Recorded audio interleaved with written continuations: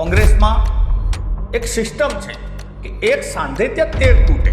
તમે કોંગ્રેસમાં જાઓ, ભાજપમાં જાઓ, તમે ભાજપને બે ટીમ તરીકે અત્યારે જે વર્તી રહ્યા છો, અમને ભાષા એવું કહે છે એક ઇનોવામાં બધા જ આખો એમનો કોંગ્રેસનો મંત્રી પેલું શું કહેવાય કે ધારાસભ્યનું ટોળું એક ઇનોવાનું ગ્રાહક છે.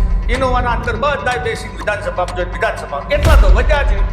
ભાજપમાં તો તમે આવ્યા એટલે તમારી પીપોડી બંધ, બિલકુલ ચૂપ થઈ જવાનો.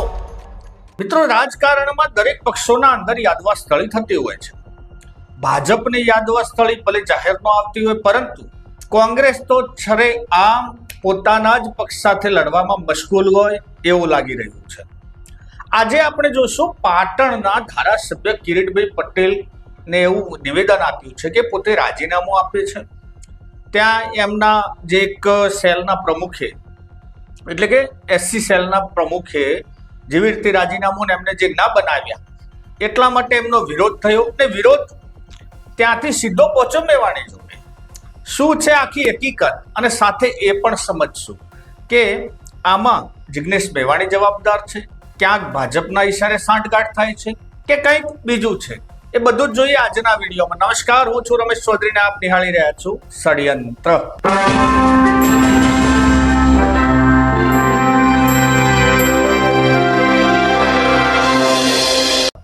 ષડયંત્ર આમ તો થતા જ હોય છે મિત્રો, જે બહારથી દેખાય એટલું સોનું ના હોય. કોંગ્રેસમાં એક સિસ્ટમ છે કે એક સાંધે ત્યાં તેર તૂટે. એના અત્યારે એ પડઘો પાટણમાં પડ્યો છે. શું છે આખી હકીકત પહેલા સમજી લઈએ અને પછી આપણને એની આંતરિક બાબતોની થોડીક ચર્ચા કરીએ. કોંગ્રેસમાં પાટણમાં લઘુમતી મોરચાના જે જિલ્લાના પ્રમુખ હતા હસમુખભાઈ સક્સેના અને નવી વરણી તરીકે જયાબેન શાહની કરવામાં આવી. એમને સ્થાને જયાબેન શાહને મૂક્યા. આમાં પણ જો મિત્રો, જ્યારે દલિતોની વાતો થતી હોય ને ત્યારે કોઈ એમ કહેતું હોય કે એક પક્ષ આખો દલિત ના, એવું પણ નથી. એના અંદર પણ ભાગલે ભાગલા, ફાટે ફાટા, ટોટલી આખી આપણી સમાજ આવી રીતે વેરવિખેર છે. તો ભાઈ હસમુખભાઈ સક્સેના એ પોતે રોહિત સમાજમાંથી છે, જ્યારે જયાબેન છે વણકર સમાજમાંથી આવે છે. એટલે ત્યાં આ બધા એક નથી. આમાં ભાજપ કોંગ્રેસ ને બધા દરેક જગ્યાએ આ જ વસ્તુ લાગે છે. હવે શું થયું? હવે હિતેન્દ્ર પીઠરિયા જે ગુજરાત પ્રદેશના એસસી ના પ્રેસિડેન્ટ છે, એટલે કે ચેરમેન છે, અને એમને નવી નિમણૂક તરીકે જ્યારે જયાબેનની નિમણૂક કરી એટલે રાતોરાત હસમુખભાઈને એવું થયું કે આપણું પદ છીનવાઈ જશે. ખબર નહીં એમને જિલ્લાના એક નાના સેલના પ્રમુખ થવામાં શું મજા આવે છે કે ભાજપના સામે લડવા કરતા અંદરો અંદર ખેંચાઈ જવું છે, પરંતુ પોતાનું પદ જવું ના જોઈએ. આ બધા પદના નેતાઓ છે. એના સથવારે કિરીટભાઈ પટેલ જે પાટણના ધારાસભ્ય છે, ડોક્ટર કિરીટભાઈ પટેલ, અને બહુ સરળ સૌમ્ય સ્વભાવ છે, આક્રમક સ્વભાવના વ્યક્તિ પણ છે, જે લડી શકવાની તાકાત ધરાવે છે. એમને પણ હસમુખભાઈ સક્સેનાના સૂરમાં સૂર પુરાવ્યો અને ચીમકી ઉચ્ચારી દીધી કે હિતેન્દ્ર પીઠડિયા જ્યારે અહીંયા આવશે ત્યારે અમે જૂતનો માળા પહેરાવશું ને આ બધું ગઈકાલનો જે તાયફો કર્યો એમાં પાટણનું પ્રદેશ કાર્યાલય પણ બંધ કરી દેવામાં.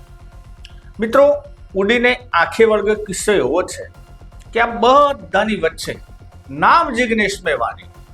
કારણ શું? જિગ્નેશભાઈ મેવાણીથી આપણે કઈ દુશ્મની નથી આપણે કોઈ એવા મિત્ર, પરંતુ એમને પાછો ડર પેઠો છે હસમુખ સક્સેનાને કે અમારા ધારાસભ્ય એટલે કે જિગ્નેશભાઈ મેવાણી એ આખા ગુજરાતના દલિતોના નેતા છે, અમે એવું નહીં કરવા દઈએ. અરે ભાઈ, એ ખરેખર દલિતોના નેતા તો છે જ, પણ દરેક સમાજ માટે બોલતા વ્યક્તિ પણ છે. હસમુખભાઈ સક્સેનાએ જ્યારે એવું કીધું કે જે જિગ્નેશભાઈ મેવાણી વાતમાં જે પેલા 7 પાસ ને 8 પાસ એટલે કે આપણા માનનીય ગૃહમંત્રી સાહેબ અને સુપર સીએમ તરીકે જાણીતા હર્ષ સંઘવી સાહેબ એમનો વારે ઘડી અપમાન કરે છે. એટલે તમે કોંગ્રેસમાં જાઓ, ભાજપમાં જાઓ, તમે ભાજપને બે ટીમ તરીકે અત્યારે જે વર્તી રહ્યા છો, અમને ભાષા એવું કહે છે, આપણે નથી કહેતા. આ વિડીયોમાં આપ જો એટલે ખબર પડી જાય. જિલ્લા એસસી ડિપાર્ટમેન્ટ ચેરમેન હું હતો સમયાંતરે સમય પૂરો થતા રિપીટલી પ્રથા જ્યારે આવી ત્યારે સમગ્ર ધારાસભ્યો એક્સ ધારાસભ્યો સિટિંગ ધારાસભ્યો પ્રમુખો અને 250 આગેવાનો આ જિલ્લાને માગણી એવી કરી હતી કે ભાઈ હસમુખભાઈનું કામ સારું છે, કોંગ્રેસની રીટ ગણાતી અનુસૂચિત જાતિની સંખ્યાઓનો માહોલ વધ્યો છે અને કોંગ્રેસને ફાયદો થયો છે, એમની રિપીટ કરવાની માગણી હતી. અંતે બહુ મથામણ પછી રિપીટ કરવામાં ના આવ્યા તો આજે સમગ્ર અનુસૂચિત જાતિ પાટણ જિલ્લાના ભેગા થઈ કોંગ્રેસ કાર્યાલયે તાળાબંધીનો કાર્યક્રમ કર્યો છે જ્યાં સુધી આ ના થાય ત્યાં સુધી. વિરોધ આમાં છે કે મેન રોડમાં એવું જાણવા મળ્યું છે કે જિગ્નેશ મેવાણી, હિતેન્દ્ર પીઠડિયા આ જિલ્લા ઉપર કબજો કરવા માંગે છે, સમગ્ર ગુજરાત અનુસૂચિત જાતિને વશમાં લેવા માંગે છે. એ કોઈ કાળે અમે થવા દેવાના નથી. એવા કયા ખોટા કામ કર્યા હતા એ લોકો? એમણે એવા ખોટા કામ કર્યા છે કે અહીં સમાજ એક છે, દલિત સમાજ નામે ઓળખવામાં આવે છે, પણ તેમને ઉપર બેઠે બેઠે જાતિ અમારી જાતિમાં જે વર્ગીકરણ કર્યું છે કે આને અન્યાય થયો છે, આના અન્યાય થયો છે, એ અન્યાય થયા નથી. આજ તમારા પત્રકાર મિત્રોને જાણવા મળ્યું હશે કે સમગ્ર અનુસૂચિત જાતિના લોકો અહીં ઉપસ્થિત હતા. એમનો ઉડાવ જવાબ હતો, જેમ કે અગાઉ જયંતિના જવાબો આપે છે એવા જવાબો અમારી સાથે વર્ણન કર્યું. અમને સ્પષ્ટ ના પાડી હતી કે પાટણ જિલ્લાનો કોઈ પ્રતિનિધિ મળવા માંગતો નથી. શું છે અનુસૂચિત જાતિની જે મોરચાનું છે તેની માંગણી શું છે?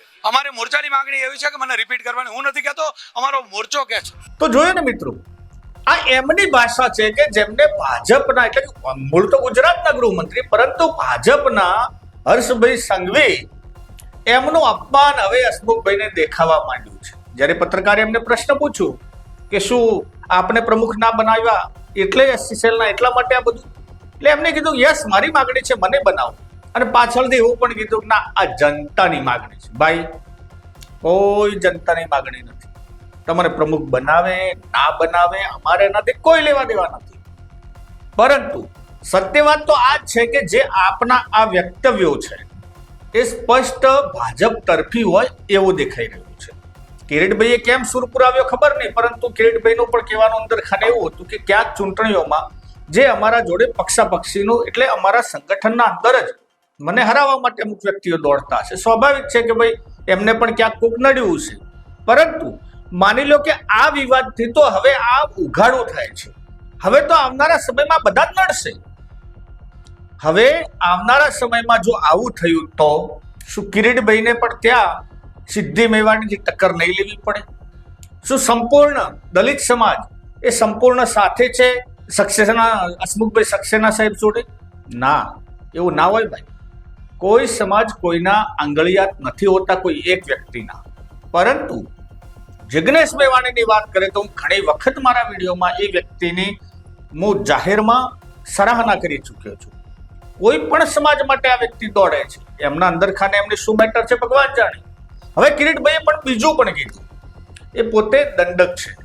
એમને કીધું કે હું 3 વાગે રાજીનામું આપી દઈશ ધારાસભ્ય તરીકે. એકચ્યુઅલી ધારાસભ્ય તરીકે નહીં પરંતુ એ દંડક તરીકે રાજીનામું આપશે.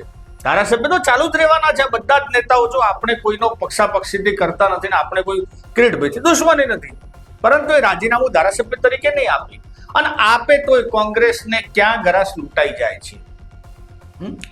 કન્યા વિલન ચંપાડી એ જોતા માંડ 17 ચૂંટાઈને આવ્યા હતા.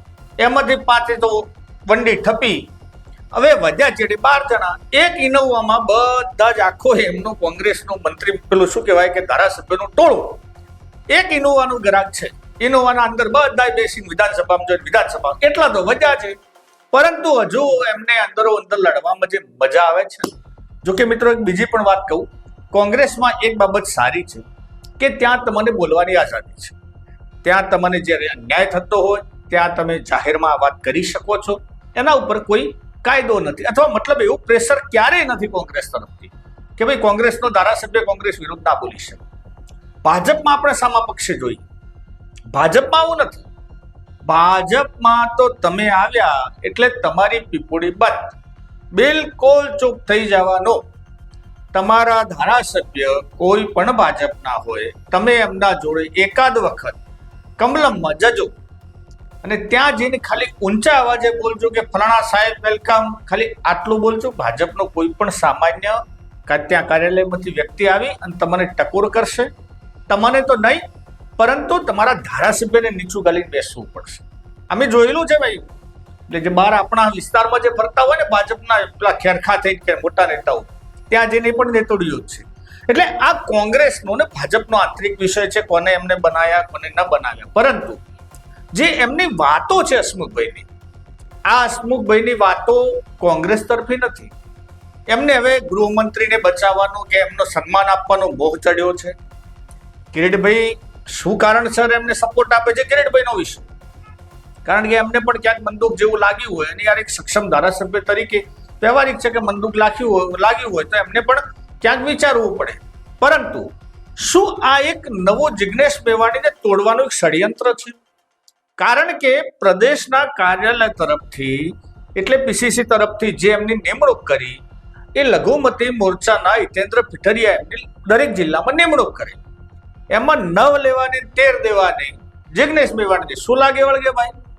પરંતુ ભાઈ રાજકારણ છે, ક્યાંક છેડા બધાને અડતા હોય. વચમાં પણ આપણે જોઈ જ હતું 2022ની ઇલેક્શનમાં આપણે બધું જ નજરે નિહાળ્યું છે અને 17માં પણ બધાએ નજરે નિહાળ્યું છે કે કોંગ્રેસની ટિકિટો ભાજપના ત્યાંથી લેટરમાં એમના લેટર પેડ ઉપર સહી કરીને આવતી અને અહીંયા બેસીને કોંગ્રેસના પ્રમુખો ત્યાં લેટર પેડ ઉપર સહી કરી અને ટિકિટોની વહેંચણી કરતા હતા. દેખાય છે એક ટીમ, પરંતુ સદંતર ક્યારેક કોંગ્રેસની પણ એક એવા અંદરો અંદર નેતાઓ હશે કે જે બી ટીમ તરીકે પણ કામ કરે છે. દર્શક મિત્રો, આપને વિચારવાનું રહ્યું, આપ પાર્ટીની વિચારધારાને મહત્વ આપો છો, આપ વ્યક્તિને મહત્વ આપો છો કે પછી અમારા જે નરવા કુંજરવા દરેક નેતાઓને મહત્વ જ નથી આપતા? જે તે હોય કોમેન્ટમાં ચોક્કસ લખીને જણાવજો. અને હા, ચેનલ ગમી હોય ને મિત્રો તો તમે ચેનલને સબસ્ક્રાઇબ કરો. હજુ આપણું નવું સાહસ છે, માટે ચેનલને સબસ્ક્રાઇબ કરો. વિડીયો ગમ્યો હોય તો લાઈક, શેર અને કોમેન્ટ કરજો. અને એક બીજી પણ વસ્તુ, આ ચેનલ ઉપરથી ક્યારે પણ ના ભાજપ ના કોંગ્રેસ રાજનેતાઓ જો દ્રોહ કરે છે તો એમના દરેક પોલ ખોલવાનું આપણે નિર્વિવેદપણે અને બિલકુલ નિડરતાથી ચાલુ રાખશું. એમાં આમ આદમી પાર્ટી, ભાજપ કે કોંગ્રેસ કે પછી અપક્ષમાં કોઈ વિરલો ઉભો થાય તો પણ એના વિશે પણ ચર્ચા કરતા રહીશું. મિત્રો, વિડીયો ગમ્યો હોય તો લાઈક, શેર અને કોમેન્ટ કરજો અને આ ચેનલને સબસ્ક્રાઇબ કરવાનું ભૂલતા નહીં. જય હિન્દ, જય ભારત.